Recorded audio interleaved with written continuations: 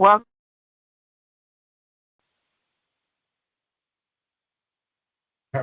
Welcome to West Basin Municipal Water District Water Policy and Legislation Committee and special meeting of the Board of Directors for January 14th. It's now 1 o'clock.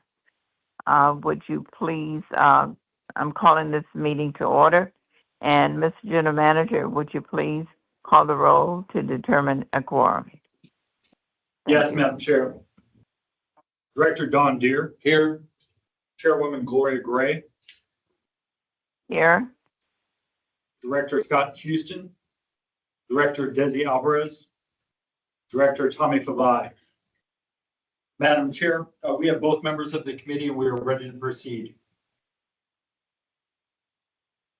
Thank you very much. Item 3, public comment. Do we have anyone from the public wishing to speak? Madam Chair, we have not received any requests for public comment prior to this meeting, though this meeting is being held both in person and virtually. If there's any member of the public that would like to speak, please indicate so by raising your virtual hand.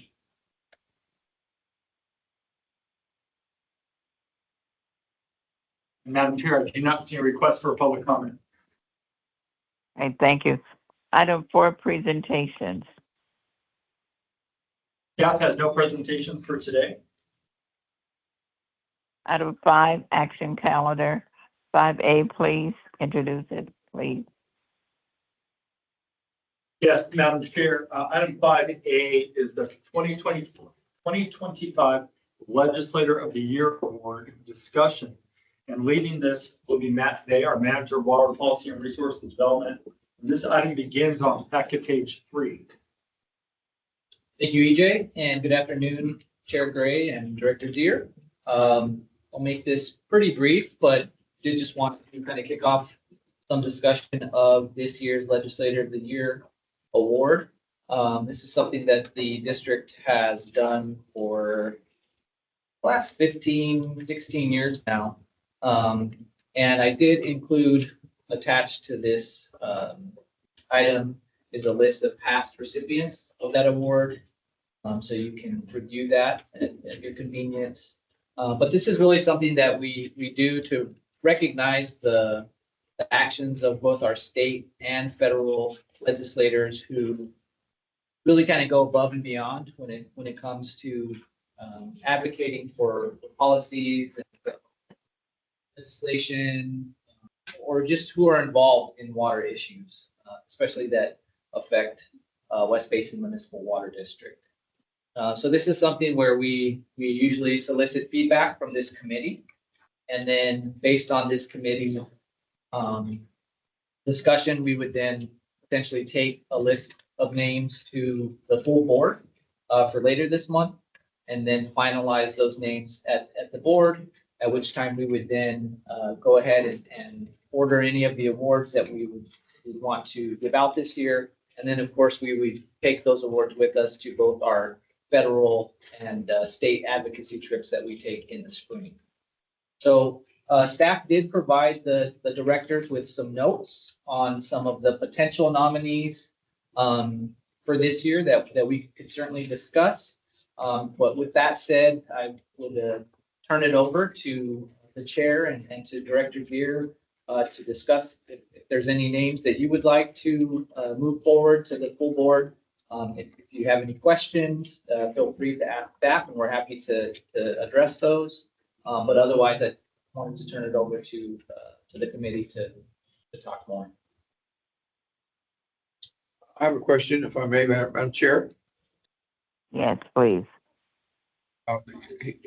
These are the committee recommendations, right? These are potential nominees. These are just kind of notes that staff has taken about some of the legislators that you might want to consider, that you might want to move. You certainly don't have to move all of them. If you wanted to keep it more selective, you could certainly write the list down. Well, here's what the reason I asked that question. Are there any particular legislators who had something really important for us this year? Yeah. For water this year that we need to be recognized? Sure. So I think on the state side, I would definitely say that the legislature was involved and our delegation was involved when it came to kind of the budget trailer bill relating to the Delta Conveyance Project. There was some streamlining legislation that they kind of took a leadership role on within kind of the names that you see in your notes.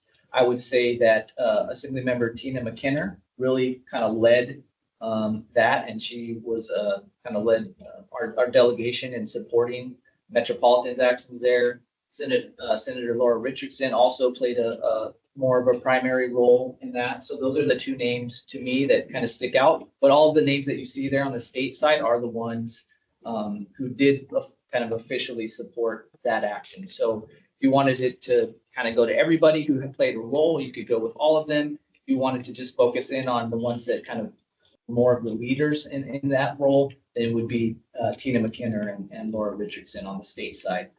And then on the federal side, it was a little bit more of a quieter year, I would say. in Matt, terms of- Matt, before you go on, let's just focus on the state. Do we focus Okay. on the state? Okay, yeah, and I don't have before me, what were all the names that you had listed besides the Assemblywoman, and the senator? Yeah, I'll be glad to go through the list here, Chair Gray. So Senator Laura Richardson, Senator Lola Smallwood Cuevas from the state Senate, and then on the Assembly side, it's Assemblymember Tina McKinner, Assemblymember Mike Gibson, Assemblymember Josh Lowenthal, and Assemblymember Jackie Irwin. All of them are within our delegation, and all of them did support that effort that West Basin and Metropolitan Water District were seeking last year. Did anyone do more than the others? So again, I would Yeah. say that, yeah, Assemblymember Tina McKinner played a leadership role, and I would say on the Senate side, Senator Laura Richardson played more of a role. Yeah, they were the leaders. I think they took more of a leadership role in getting support from some of the others. Is that correct, Matt? That's correct. That is correct, Chair Gray. Right. So I is could- there, I could Don, I was Those just two, gonna I ask, certainly could recommend, recommend that we support those two. There may be others. okay, but those two. is there any other board member there for any other comment? There are not. Okay, so Don, you recommend that the Tina, Assemblywoman McKenna and Senator Richardson, correct? Yes. Okay. I agree. So let's go to the Fed side, Yeah. federal side. Okay. Federal side. Okay, thank you, Chair Gray. So yeah, on the federal side, like I was saying, it's a little more of a quieter year this past year. However, there were a couple of potential nominees that I can go through with you.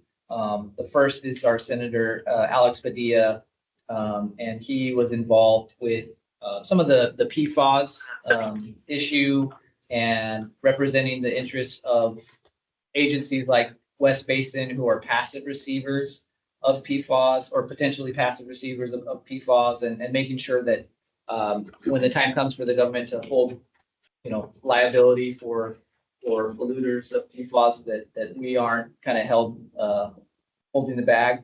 And so he worked on that issue. He also worked on some of the wildfire issues that the federal government was looking at. So the Fix Our Forests Act, he was involved with that, and that obviously impacts some of our service area, the West Basin service area.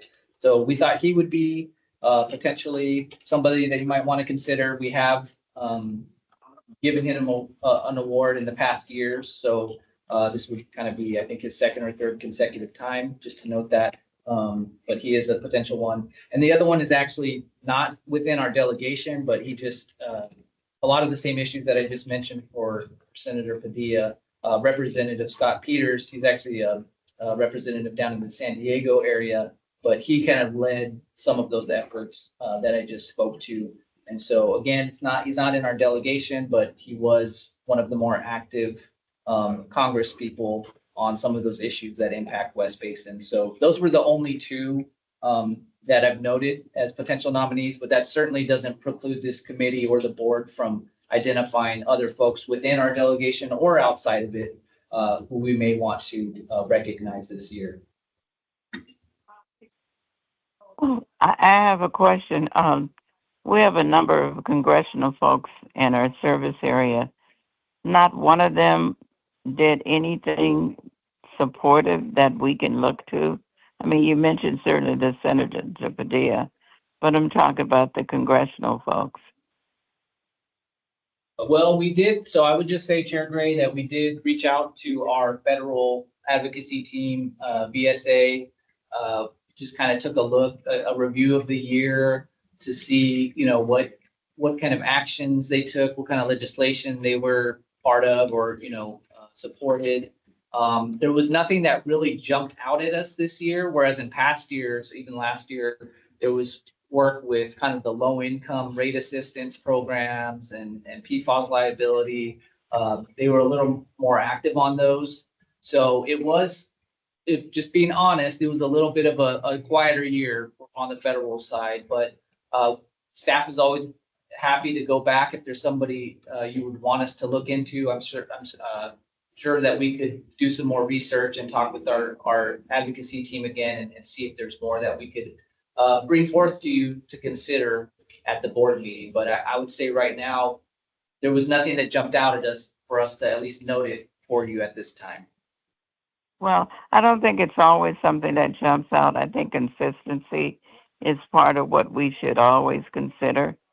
If nothing jumps out, maybe because there was nothing that we needed them to do that was showed more leadership. But if there was something that was consistent in terms of their support on our issues, I mean, just in general, I know we've gone to DC and we've always had presentations on what our goals are and our priorities. And so, I mean, are we consistent? Is there legislators or congressional folks who consistently support our goals? Yeah, I mean, I kind of would look at it definitely from say that that. perspective. Sure. Yeah, I think we have a great relationship with our delegation, West Basin does. And whenever we go back, I mean, I know you've gone on some of those trips recently, Chair Gray, so you know the support that they do give us. So I think the question before this committee and the board is, do you want to recognize them for that kind of that ongoing support that they provide to the district, or do you want to look at specific things? For instance, this year, we may be going back and asking for funding for some of our projects this year, and that would be like a very clear cut thing that we could point to as if they supported that, Right. then it's very easy to identify that. But I think you bring up a good point and a question about those who are consistently supporters of West Basin. Right. And you might have Exactly. conversations with them that, that I might not be privy to. But if there's things that about that, elevate somebody in your mind that you would want to recognize, then staff would certainly be amenable to that. Because I know you have your own relationships the board does with some of our delegation as well. Well, I Madam want to Chair, hear I can- Don's comment. Madam Go on. Chair, yes, Go on. I support Senator Padilla and Representative Peters. Well, I still want to go back to, I mean, Peters certainly is an issue that is important to us. That's outside of our district, but we can do that.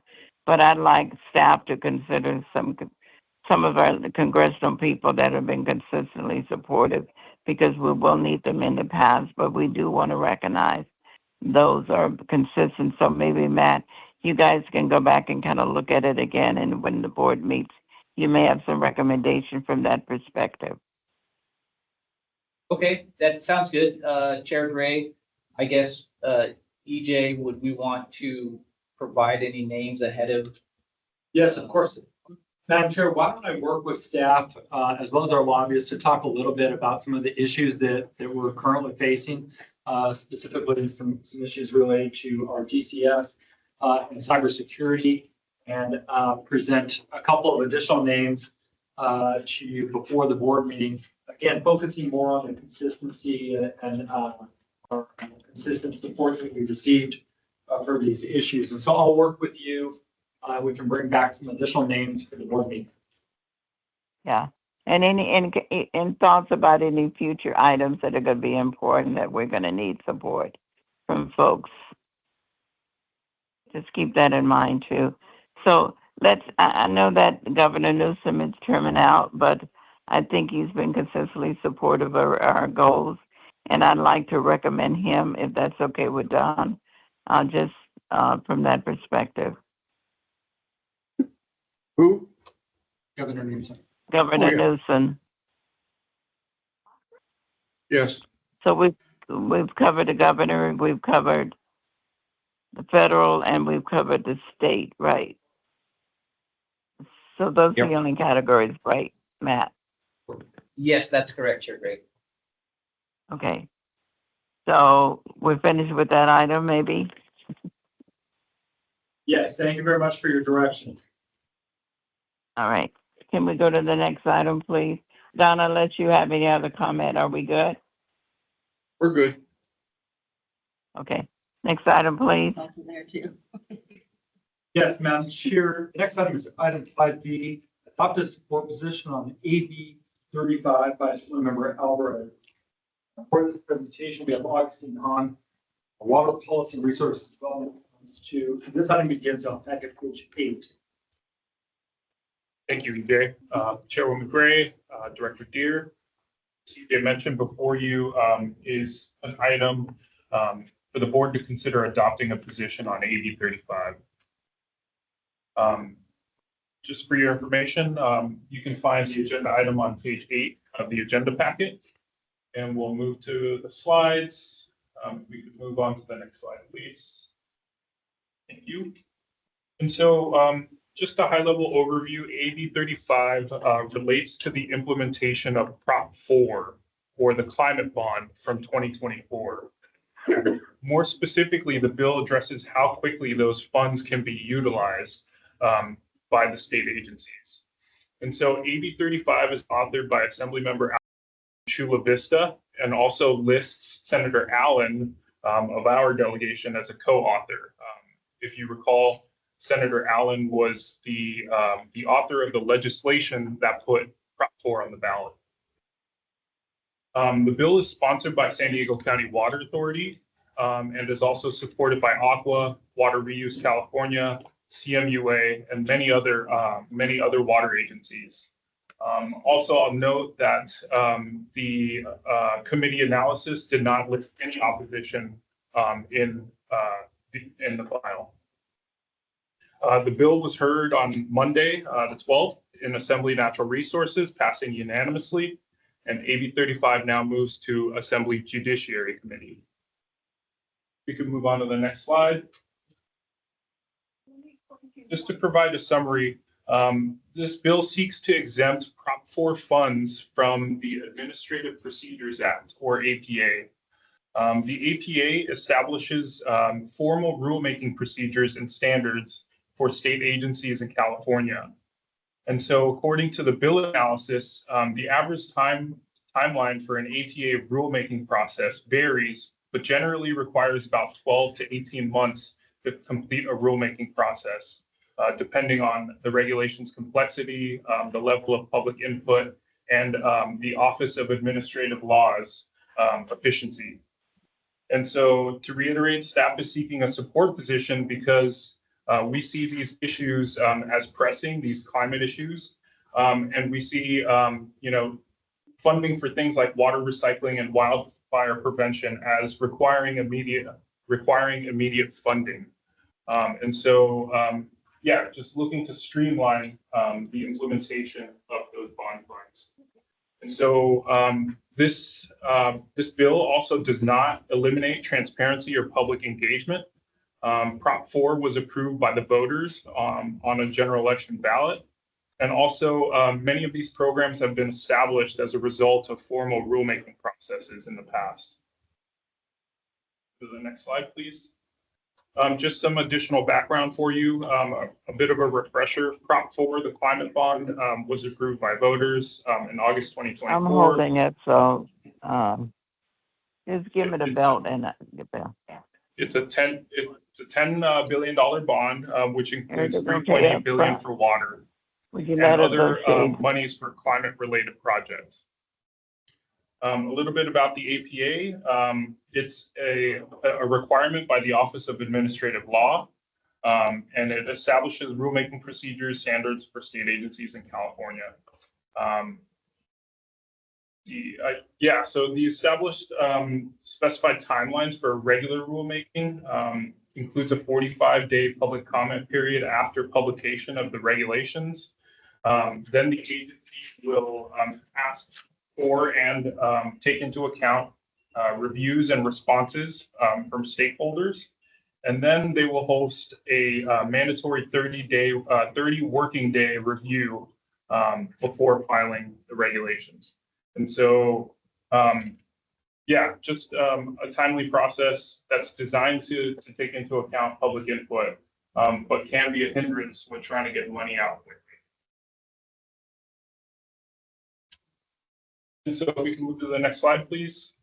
This APA exemption was also included in Prop 84 from 2006, Prop 1 from 2014, and Prop 68 from 2018. This bill reflects the voters' urgencies to address climate issues when they passed Prop 4, and it still preserves transparency and public engagement. And so for these reasons, staff is asking the committee and board to adopt a support position on AB 35. And if I could add, Chair Gray, just, we're seeing some slowdown in some of the federal funding currently. So that kind of makes this Prop 4 funding even more important for California water agencies. So this will help get funding to agencies like West Basin that need it when federal funds might not necessarily be there right away. So I think that's one consideration. And then also I did want to mention that Metropolitan Water District has not yet taken a position on this, but they do plan to take it to their board later this month. And then the Aqua, a coalition of Aqua and others did put together a support letter for this earlier this month that went out. But Metropolitan just wanted to note that they are not quite yet a support on it, but that seems to be the path that they're taking.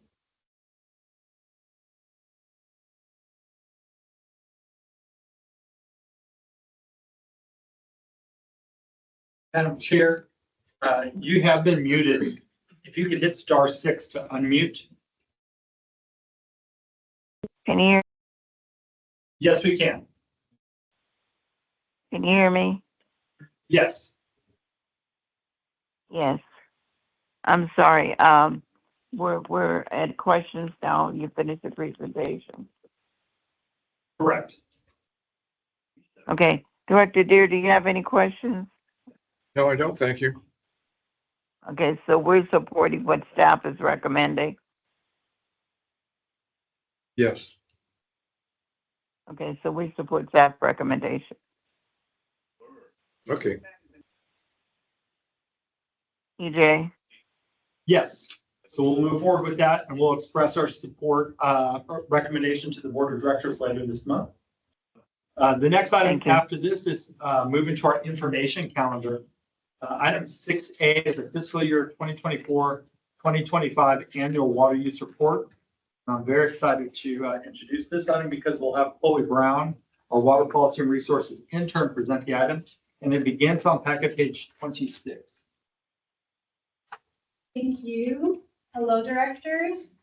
Today I'll be presenting the information item for West Basin's annual water report for fiscal year 2024 to 2025. And the slides begin on page 30 of the packet. And we can move to the next slide. So first, here's a quick overview of the year's water use report. So this report demonstrates annual and historical water demand in our service area, as well as the demand for individual customer agencies.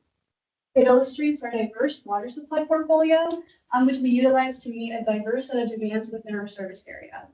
It also provides a holistic perspective on our total water use in order to incorporate all the water types we have in our regional supply portfolio. West Basin has published an annual water use report since fiscal year 2004, and will continue to do so.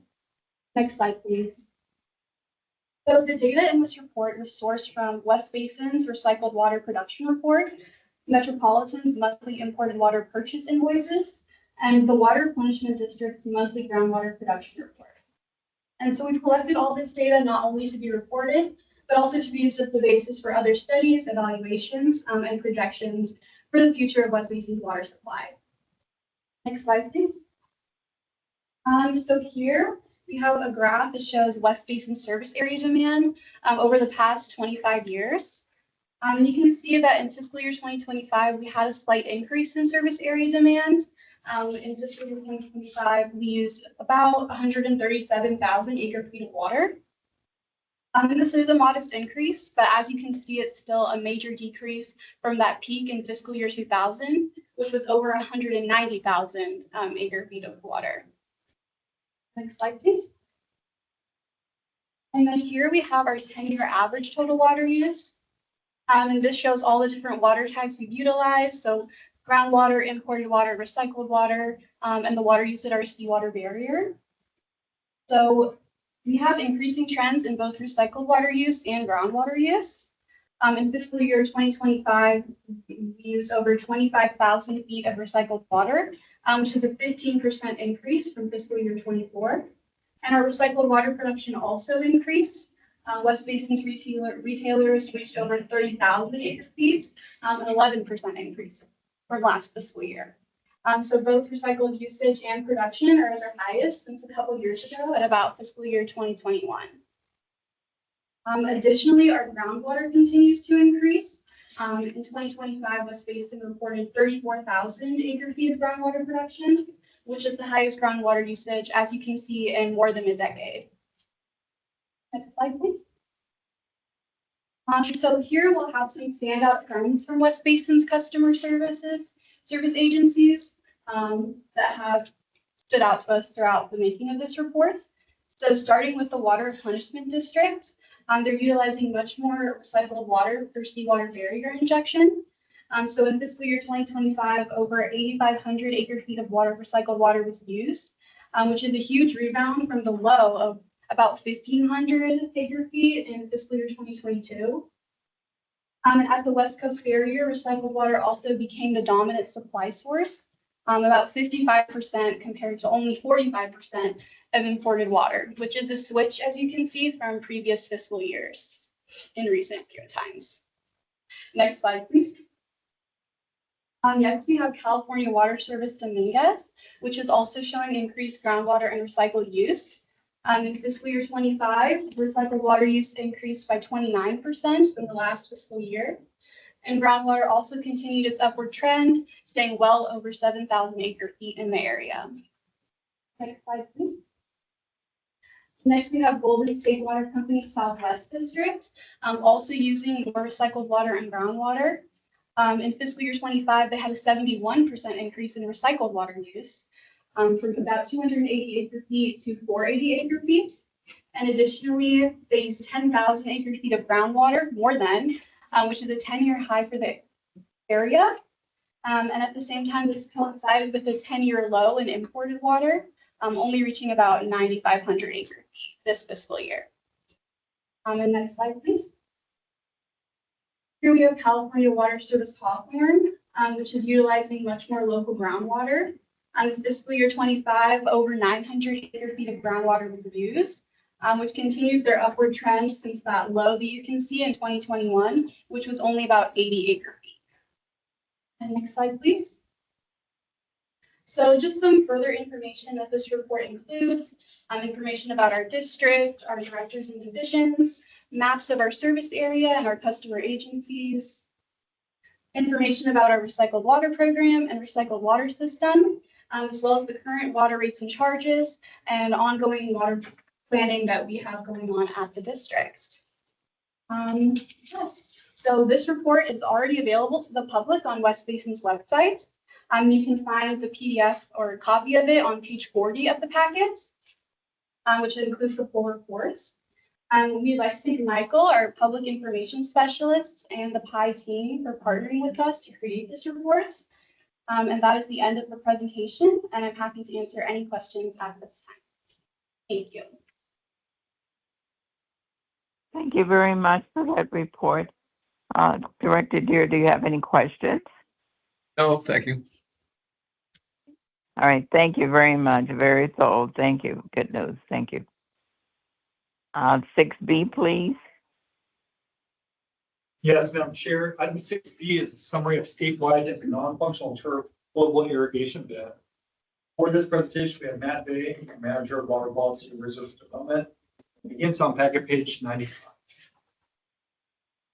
EJ. So a couple years ago, the state of California implemented new legislation to ban the irrigation of using potable water on what's called non-functional turf. And just upfront, I want the committee to know that this is not something necessarily that West Basin has to comply with. It's focused on our retailers. However, we do have a very vested interest in this.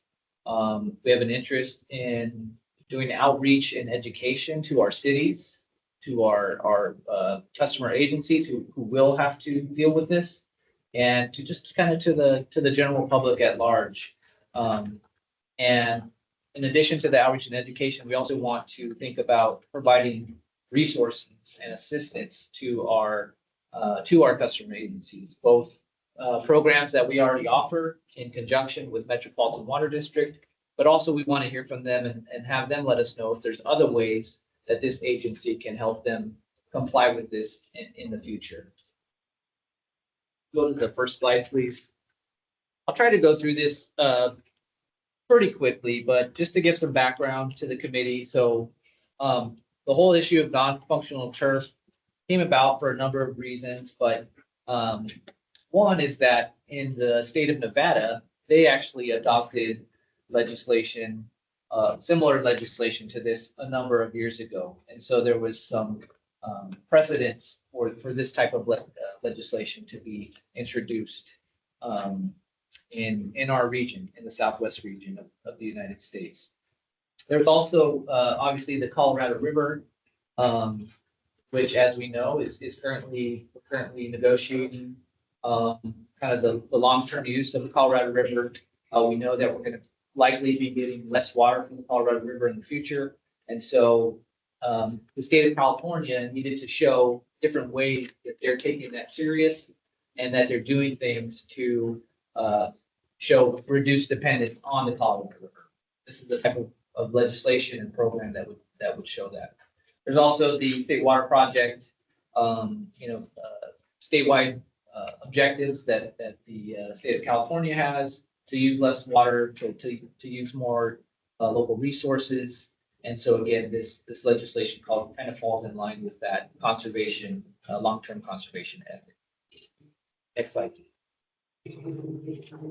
So AB 1572 was the legislation introduced in 2023, or that passed in 2023, that prohibits the use of potable water to irrigate what's known as non-functional turf.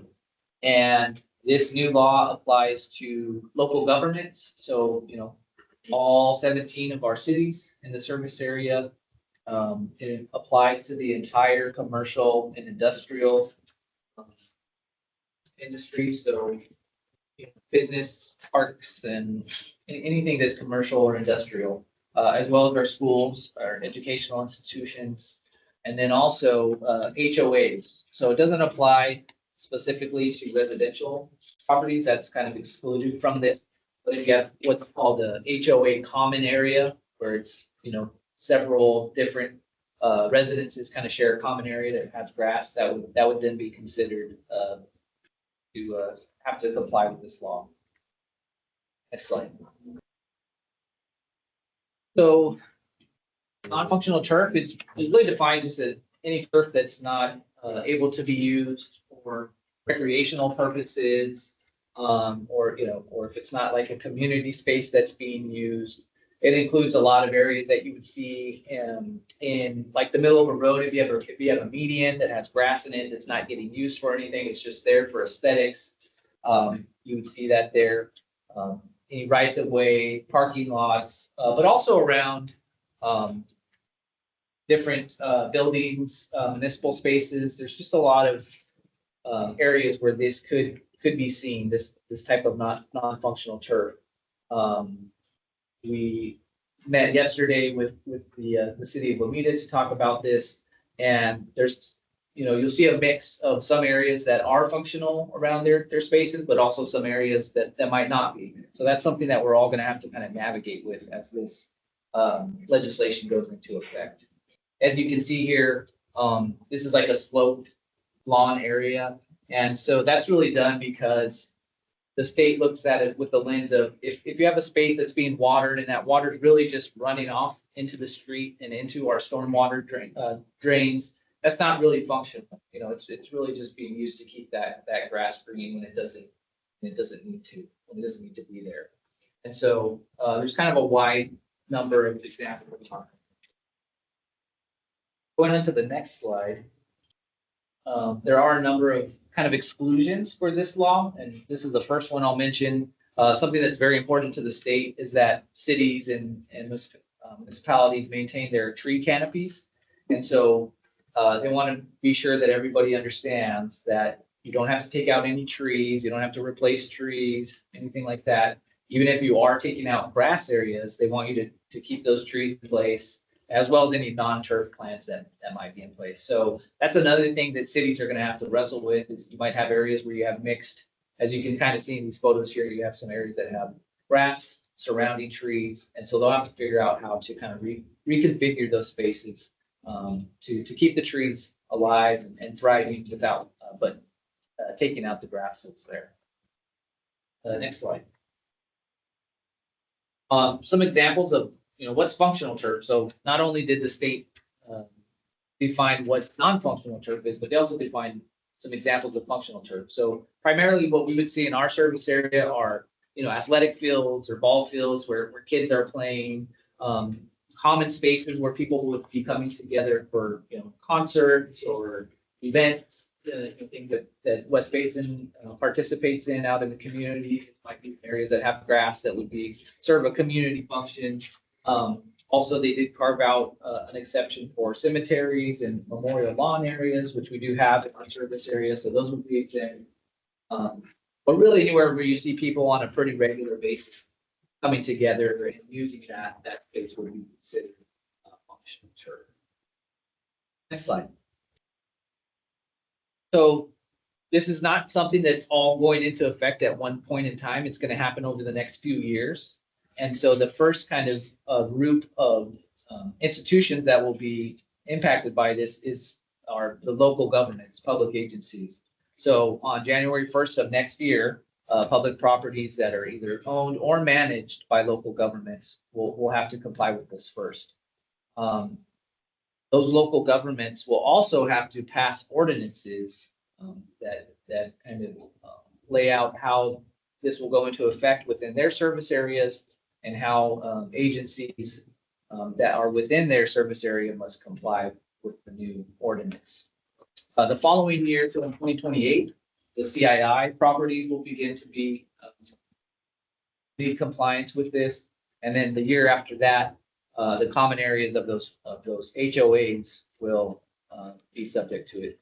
The other thing that the legislature did is they recognized that this is not going to be easy and it could be costly for some communities. So they did provide a little bit of a delay for local government facilities that are located in disadvantaged communities. Up to 40% of our service area, West Basin service area, is disadvantaged community. And so those areas will be given more time to come into compliance with this new law. Slide. So there's a number of different ways that, these agencies will be able to comply with the new law. One, and probably the least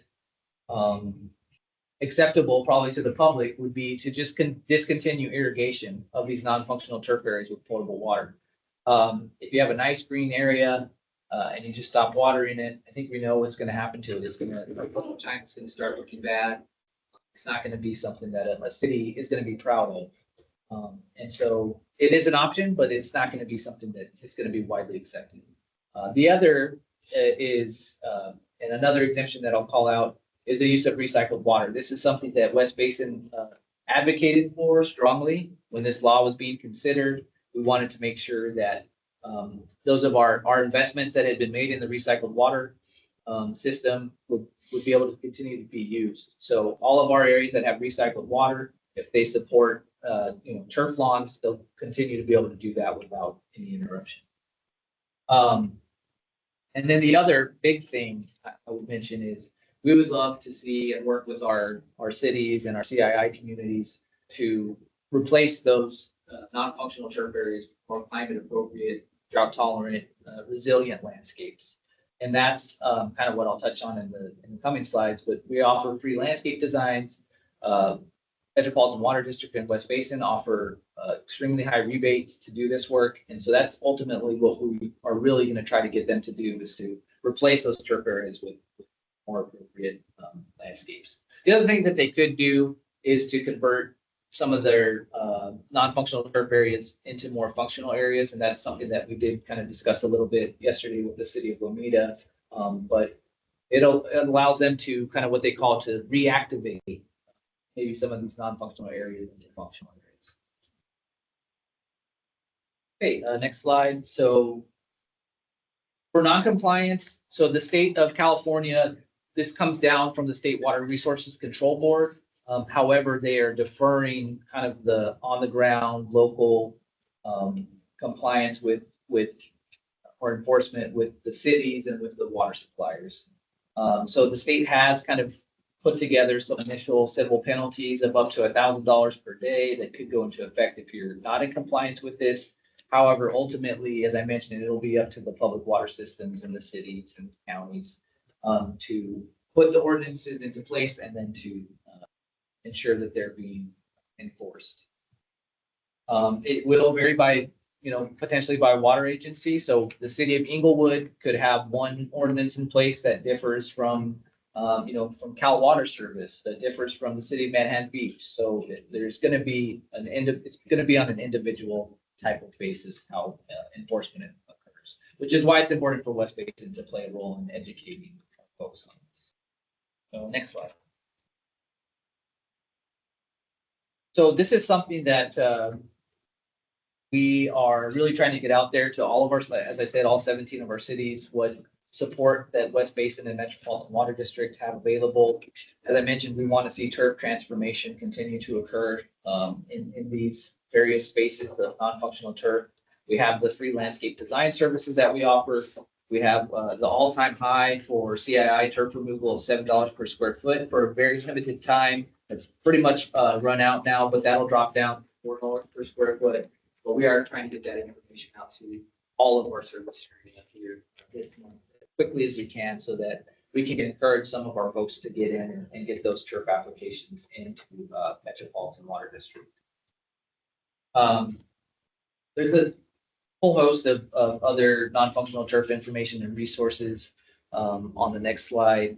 I won't really get into these, but if any of the directors ever have an interest in seeing what's out there, there are some links there that you can look at.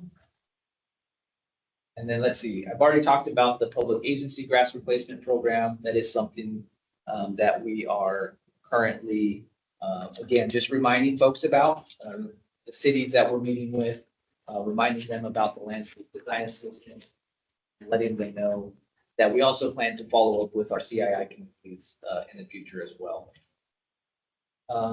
We can skip the next slide about landscape design services and go to the last one there, which is just, I want to impress upon this committee what staff has been doing. So, this is something that we've been thinking about ever since the legislation passed a couple of years ago, but more recently, just wanted to highlight some of the things that we've been doing to get that outreach and education out there. So one is that we did send a letter from us to city staff, letting them know about the implementation of this law in the next year, and then also what services that West Basin offers to them.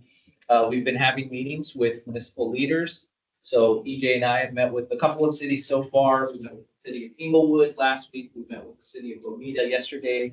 We're going to meet with the city of Carson later today. And then we're really hoping to get as many of those 17 cities time with them as we can to let them know about this and to let them know what services we offer.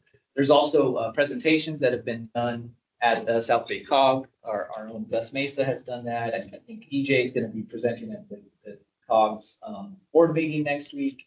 We're also working with the South Bay Association of Realtors on an outreach campaign to that. Some of them have contacts with the CII community, so we want to work with them to get out some of our information. And then, of course, our PI team does a great job with our website, putting together mailers and fact sheets. Also, the state of California is working with Metropolitan Water District to put together fact sheets that we've been able to use in co-brand to get out to our various stakeholders as well. So there's a lot of work that we're doing on this right now. It's going to continue throughout this year, and then next year when the CII becomes subject to this law, we're going to do more outreach to them as well. So this is something that will continue to come back to the board about, just letting you know what kind of activities that we're doing to get the word out there and to offer those resources that we have to our cities. So with that said, that wraps up my presentation, and I'm happy to take any questions from the committee. Thank you very much, Matt. Thank you for that very, very comprehensive report. Don, do you have any questions? No, I don't. Thank you. All right, thank you, Matt. We can move on to the next item. Thank you. Yes, the next item is item 6C. It's our monthly state federal legislative update. What page is that on the agenda? This begins on packet page 120. And for the presentation, we have Augustine Hahn, our Water Policy Resources Development Analyst. Thank you, EJ. Committee members, like EJ mentioned, the agenda report starts on page 120, and the slides have been shared as a handout to the directors. So if we could move on to the next slide, please. So we'll start with the state update. Legislature is back in session. Legislature reconvenes for their second year of the 2-year session. Some high-level noteworthy points are that there's been a historic pro tem transition on the Senate side. So we'll cover that in the next couple slides. And then same thing with fiscal challenges. You'll recall that there was a projection at the end of last year, kind of laying out some potential budget woes. And so we'll cover those in the next slides as well. And then just a calendar of what we can expect as far as this legislative session goes to close out 2026.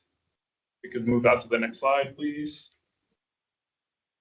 And so regarding the new Senate leadership, back summer of last year, then Senate Pro Tem Mike McGuire announced that Senator Monique Limon from Santa Barbara would be the next Senate Pro Tem. And so in December of 2025, Pro Tem Limon or Pro Tem designee Limon at the time announced her leadership team and the committee assignments. And so that list has been provided as an attachment to you to the agenda items. One thing I'll note there is that our delegation member, Senator Richardson, is in a leadership position. And so that might be something that benefits West Basin. Senate Pro Tem Monique Limon is the first Latina woman and mother to hold this powerful position. And just to kind of make note of some of those notable positions and committee positions, I'll go through some of those for the West Basin delegation. Senator Allen is now chair of the Energy Utilities and Communications Commission. Energy Utilities and Communications Committee, and also sits on a variety of other committees as well.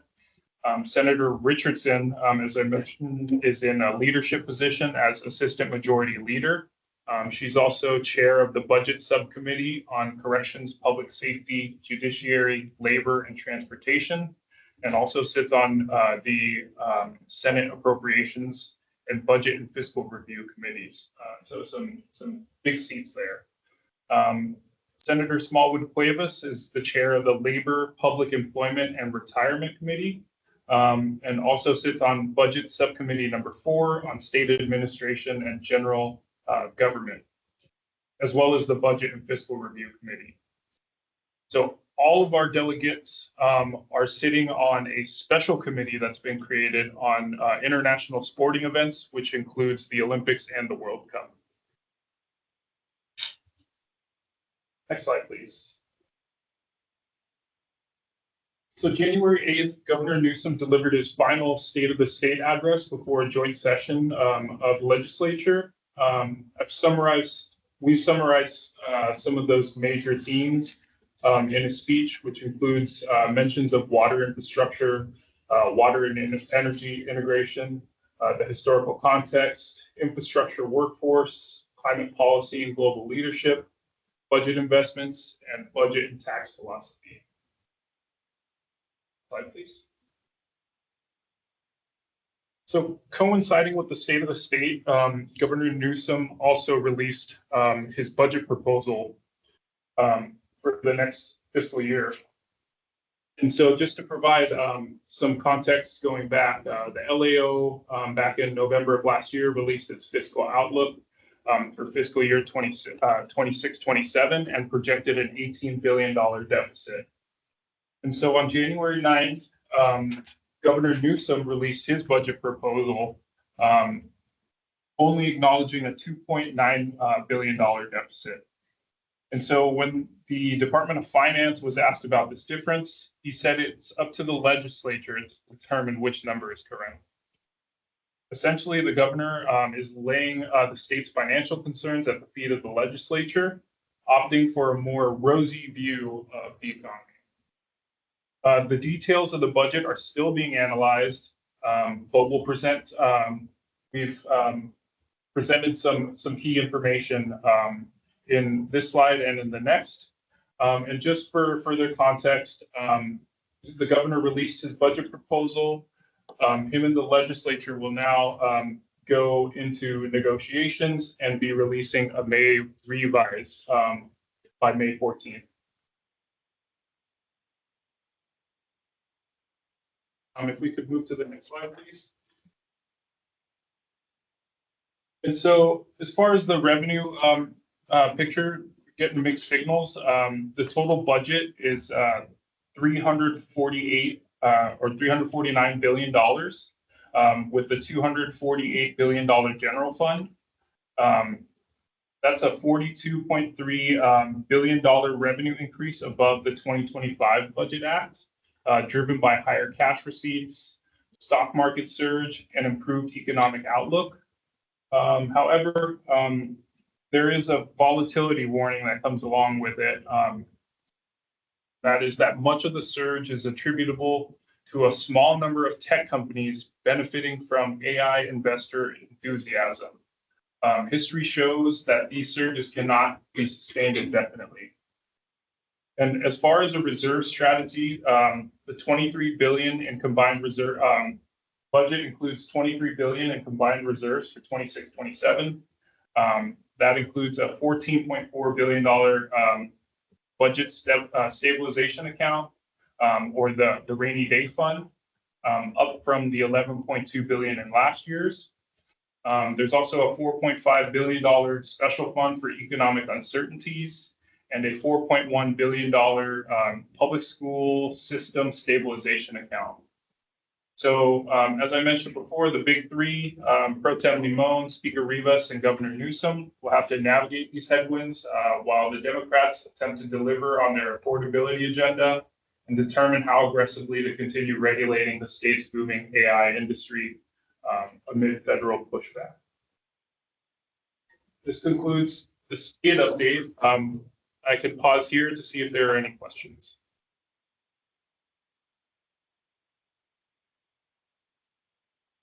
Yes, are there any questions directed there? No, All right, I have no questions. Do you want to go on? Certainly, Chair Gray. And so the federal Thank update you. will move Thank to the you. next slide. Absolutely. On the next slide, so we'll begin the federal update as Congress returns to DC.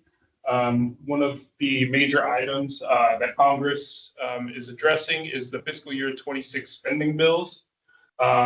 You'll recall that the current continuing resolution expires at the end of this month, January 30th, which continued the funding from Biden era spending. And so Congress released a minibus with 3 spending bills on January 5th, which include energy and water, interior and environment, commerce, justice, and science. And so this minibus package just recently passed the House on the 8th and the Senate on January 12th. But it makes some cuts to environmental and water programs, but kind of avoids the much steeper cuts that were proposed by the Trump administration.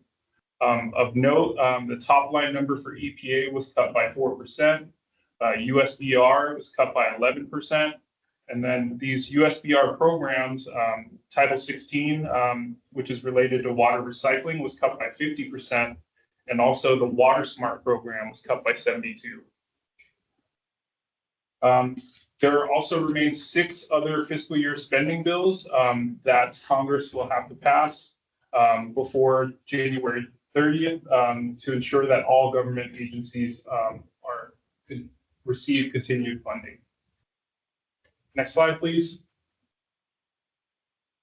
Just wanted to take a moment to recognize the passing of Congressman Doug LaMalfa. Doug LaMalfa, Congressman LaMalfa, served in various capacities and public offices, and was also a big proponent of water and agriculture. Yes, sad. I'm sure you've heard, but sadly, he passed away, I believe, a couple days ago. And so just wanted to recognize him. Congressman LaMalfa hailed from a family of longtime rice farmers in Northern California. He attended Cal Poly and graduated with a degree in agriculture and business. And so with his passing, there becomes an empty seat in Congress. And so the requirements for the special election are that Governor Newsom is going to be required to call for a special election within 14 days of the vacancy.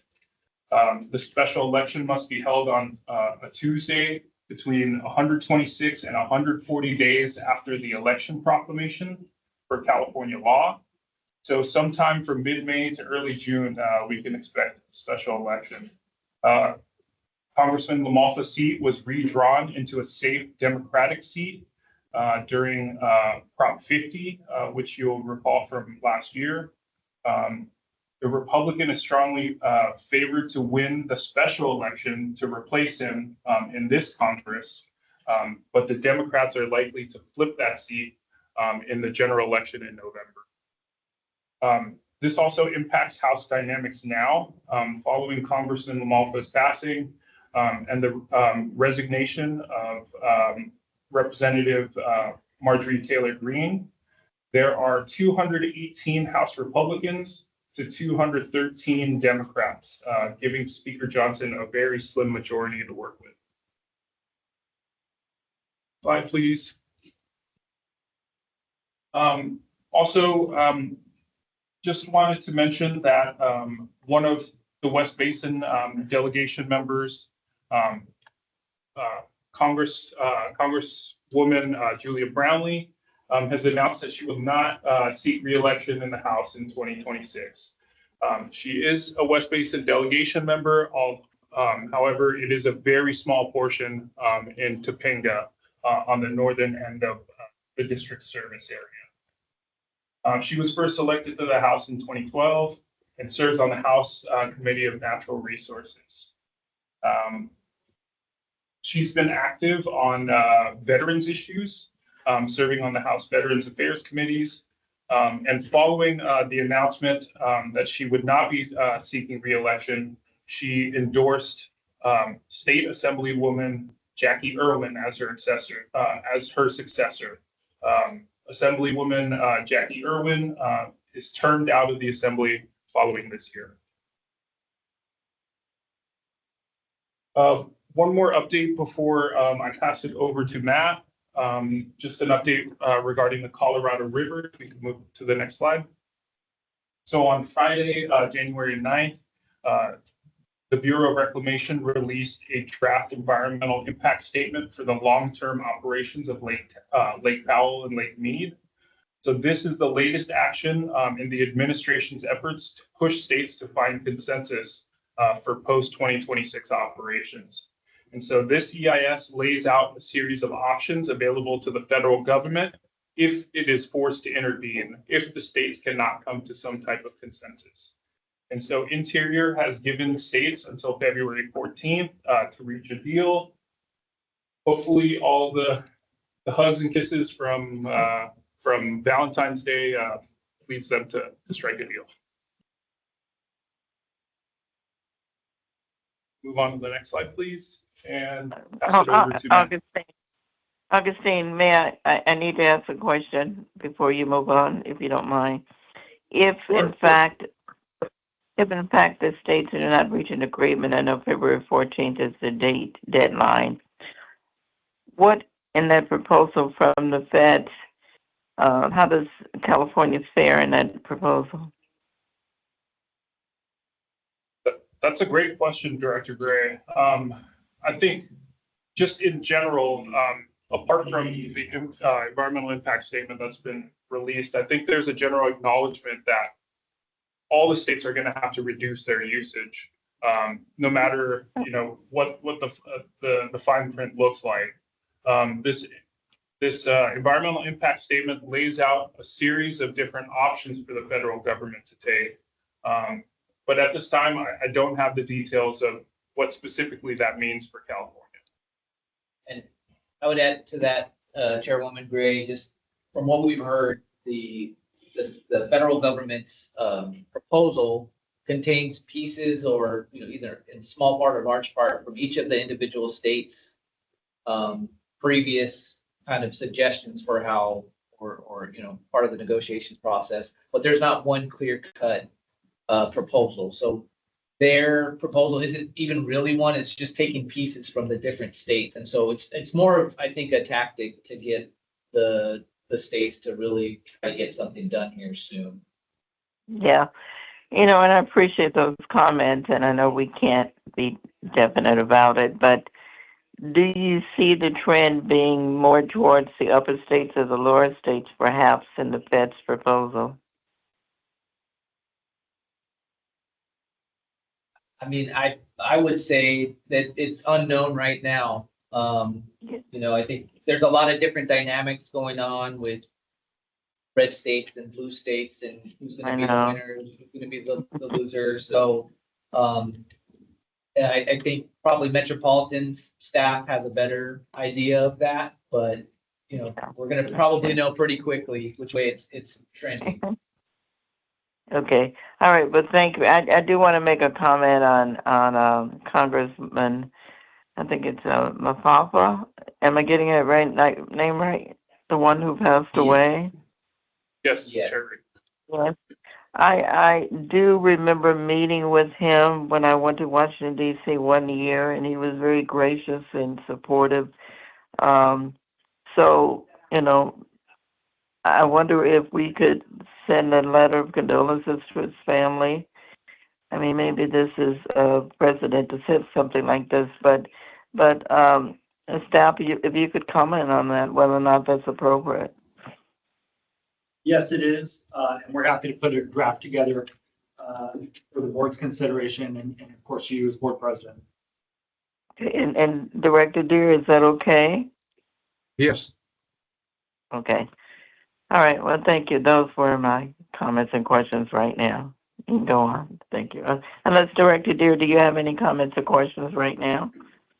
Not right now, thanks. All right. Thank you. Go on, please. Okay, I Augustine? just have a couple Or last is that Matt? slides. I'm sorry, Matt or Yes. Augustine. I'm not sure which one. It's Matt, Director Gray. Yeah, I just got a couple last slides for you. Mhm. So just wanted to update you on is one of the things we've been working on for a number of years now. As you'll recall, we did take an information item about our Harbor South Bay project several months ago. And these are the two recycled water pipeline projects that would be installed in the cities of Gardena and Carson.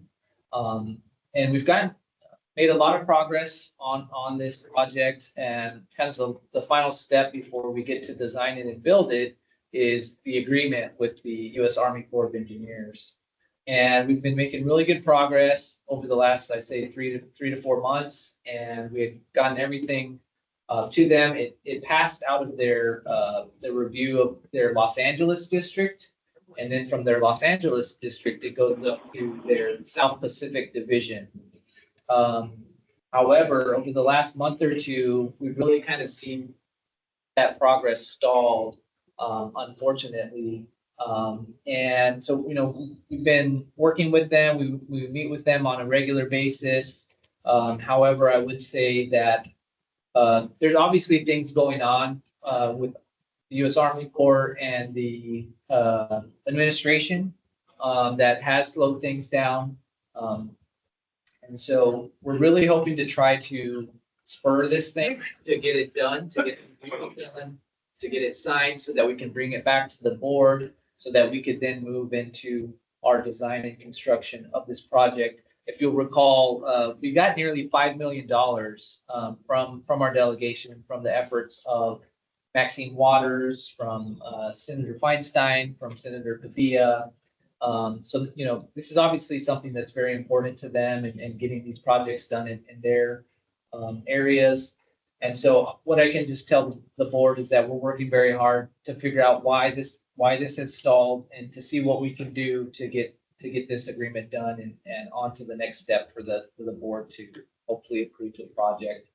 We are working very closely with our BSA team, with Pete and Jeff, to kind of track this down and see what we can do to move it forward. But I did just want to let this committee know that that there have been some challenges recently with this specific project going forward. So, but we'll continue to keep you updated as hopefully progress is made on that.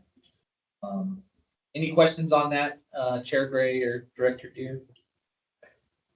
Any Then, questions, Director Deere? So, Thank you, Matt. Go on, Okay. thank you.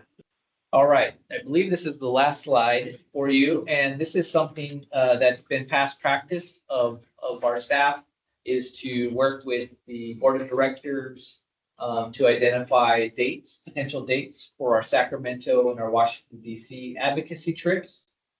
Historically, or at least for the last few years, we've gone to Sacramento in March, and then we've gone to Washington DC in late April or May. So I do have some potential dates here. We worked with both state and federal teams, NPA and BSA, to kind of put these together for your consideration.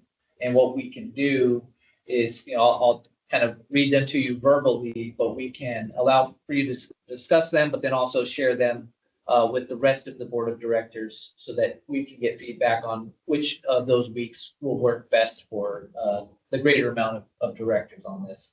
So on the state side, for Sacramento, I think we're proposing either, and this is a one-day event.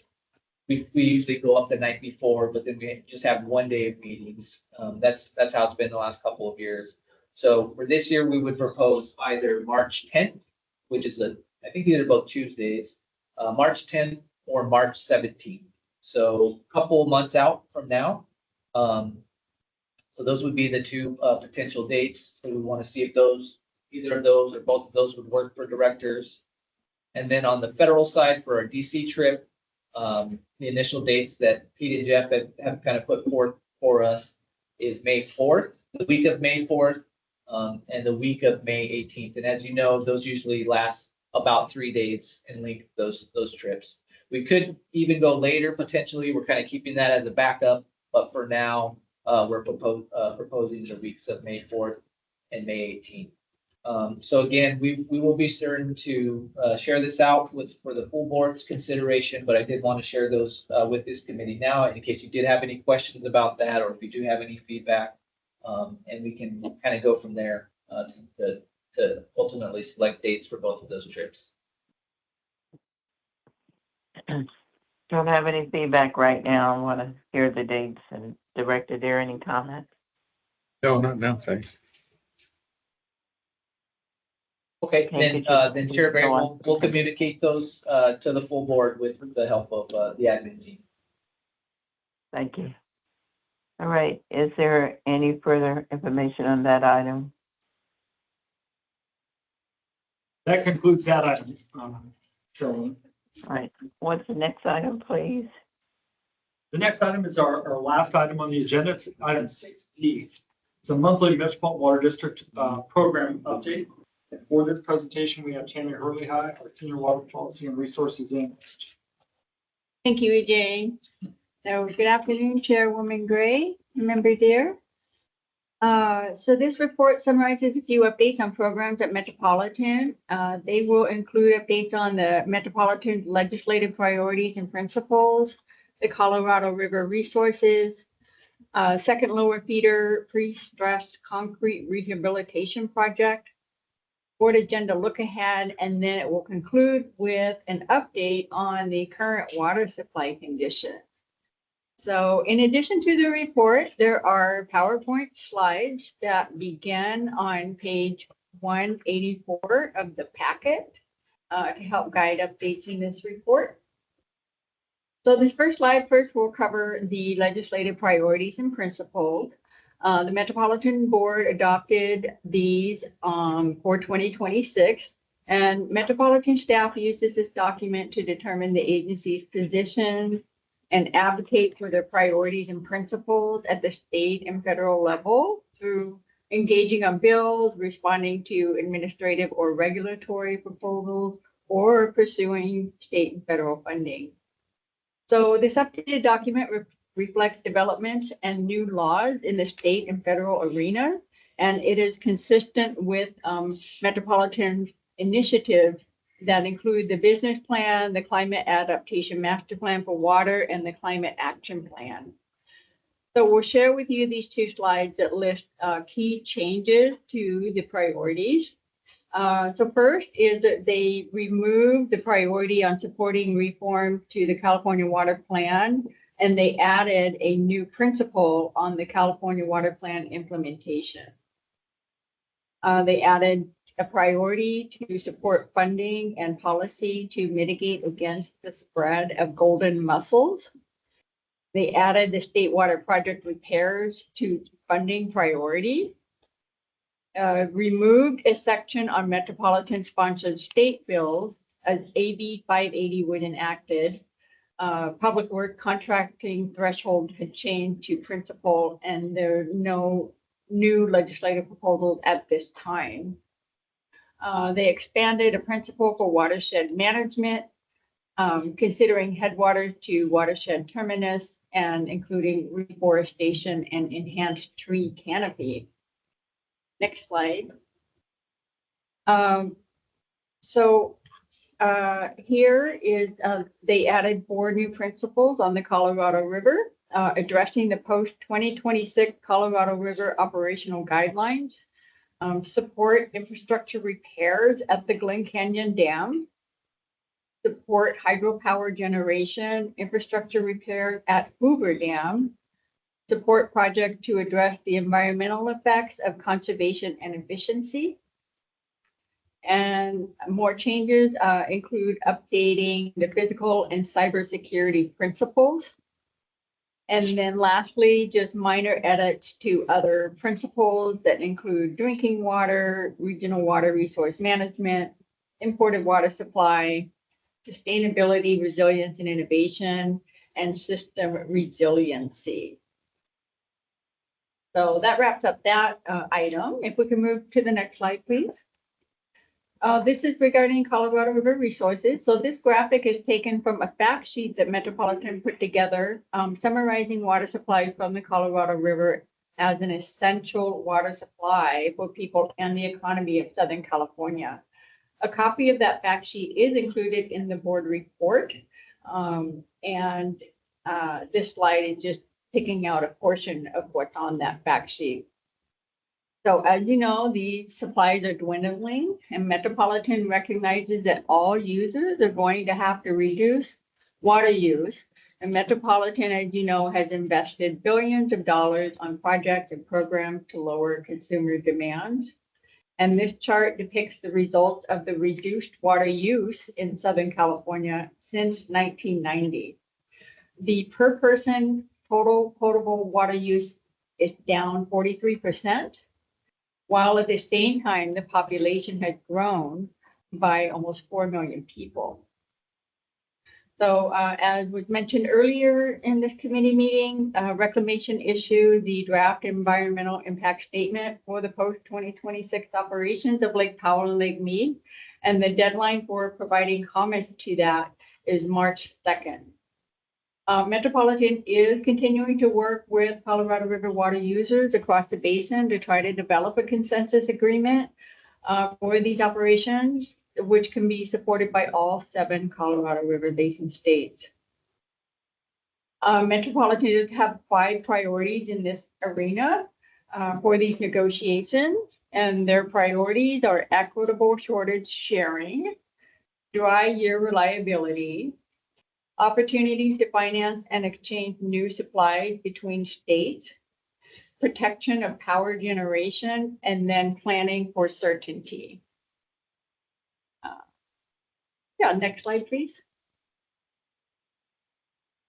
It's a brief update on the second lower feeder pre-stressed concrete cylinder pipe rehabilitation. This program is a long-term plan Metropolitan has to replace and reline feeders that have been incorporated into their capital investment plan. So Reach 3B section, which is in West Basin service area, that project has installed 3.7 miles of steel lining and 3 conical plug valves along a portion of the second lower feeder, and that is located in the cities of Lomita, Los Angeles, and Torrance. The construction has been completed and the meter warranty work will be finished by June 2027. Next slide, please. So just board agenda look ahead. The remaining meetings at Metropolitan this month will be scheduled for Tuesday, January 27th. They will have the imported water subcommittee on imported water. So that begins at 12 o'clock. Metropolitan staff will be reporting on the Delta Conveyance Design and Construction Authority meeting and the Palo Verde Community Enhancement Collaborative. In addition, Metropolitan staff will also update the board on the Bureau of Reclamation draft environmental impact statement for post-2026 operations of Lake Powell and Lake Mead. Metropolitan staff is also reviewing this EIR, and they are planning to submit comment to Reclamation by the deadline of March 2nd. That concludes the updates at Metropolitan programs. I'd like to just share with you a little bit of information on water supply conditions. If we can go to the next slide, please. All right, so a lot of storms have been happening, a lot of activity, and this is just a brief snapshot of the headline for the past few weeks regarding the record rainfall and improved snowpack conditions. A lot of newspaper and media have been picking up on these conditions and sharing it with everybody. Next slide, please. So this slide is information on Metropolitan's presentation that they provided back in December. It's a summary of the various hydrologic conditions with both precipitation and snowpack from the 2 main imported water sources in Northern California and the Colorado River. And this data reflects storm activity from mid-November. For Northern California, the 8-station precipitation index at that time recorded 10.7 inches. And at that time, Lake Oroville storage was 51% capacity. Snowpack for Northern California and Upper Colorado River Basin were below average, due mainly because they were not cold storms. Next slide, please. So now we'll look at the result of the December and January storms. So the precipitation index has recorded more than 32 inches as of January 7th. And the precipitation average for this date is 161%. On the right side is a graphic for all of the main reservoirs across the state. They are all above their historical averages. Lake Shasta, their little icon is located on the top left corner of that graphic.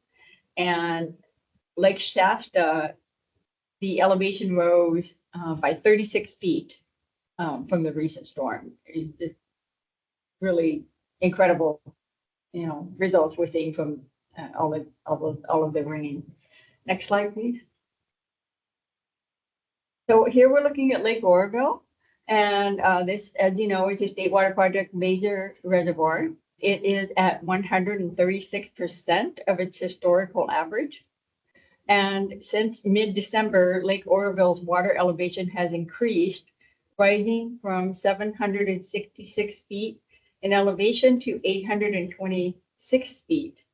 This results in an additional storage of more than 651,000 acre feet. So it's a big boost to our reservoir for the State Water Project. Next slide, please. So this slide shows the snowpack improvements within just 1 week. Currently, the percent of average is 37%. Earlier in December, the percent of average was only 6% of average. Next slide, please. So the Colorado River Basin, the January storm, again, over there, but, increased in a good amount of rainfall, but still the overall snowpack remains below average. The Colorado River Basin upper basin snowpack is 72% of normal conditions. The Colorado River precipitation is 103% of normal. The water surface elevation of Lake Mead is 1,062 feet with 33% capacity. And the California drought contingency operations would be triggered if Lake Mead elevation continues to decline below 1,045 feet. Next slide, please. This chart is from the U.S. Bureau of Reclamation's November 24-month study. It shows the historical annual unregulated flows into Lake Powell and the historical average being 9.6 million acre feet since its filling. The minimum, most, and maximum probable are the 90%, 50%, and 10% probable inflows. The minimal probable shows the potential of Lake Powell's water surface elevation to decline below 3,500 feet by September 2026. However, under the most probable scenario, changes to the monthly release pattern at Glen Canyon Dam could be sufficient to keep Lake Powell from declining below 3,525 feet in elevation.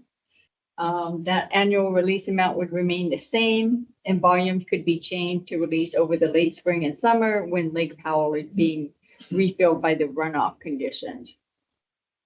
There's also potential for drought response operation releases from the facilities upstream and upper basin down to Lake Powell to protect its elevation. Next slide, please. So I just have 2 more slides to share. These are local conditions.